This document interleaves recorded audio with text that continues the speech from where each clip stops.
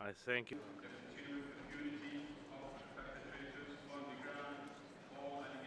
Our findings indicate that in their conduct of hostilities, the parties to the conflict have failed to protect civilians. They have failed to take necessary precautions in attack to spare civilians and to avoid the incidental loss of life. Moreover, they have frequently failed to distinguish themselves from civilians in the areas in which they operate, unnecessarily subjecting civilians to the brutality of war. As a consequence, indiscriminate and widespread shelling, the regular bombardment of cities, mass killing, and the deliberate firing on civilian targets have come to characterize the daily lives of civilians in Syria.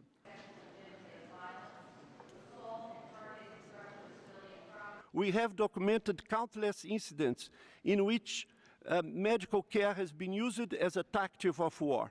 Hospital and medical clinics are being targeted, destroyed, and medical personnel captured. Healthcare is viewed in terms of military gain by the parties to the conflict.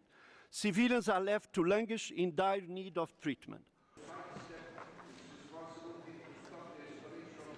If the national, regional, and international actors fail to find a solution to the conflict and stop immediately the agony of millions of civilians, the alternative will be the political, economic, and social destruction of Syria and its society, with devastating implications for the region and the world.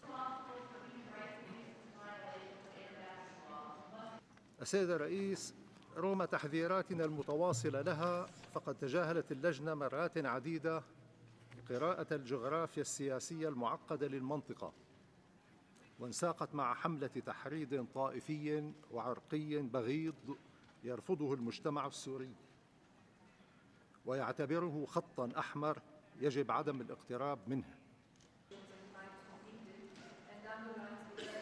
Looking forward, might the Bosnian-Kosovo hybrid tribunals, domestically led processes rely on elements of international support, offer viable models for offering international assistance to the Syrian domestic system during or after transition as it considers questions of accountability, if the Syrians agree. The Assad regime bears the overwhelming responsibility.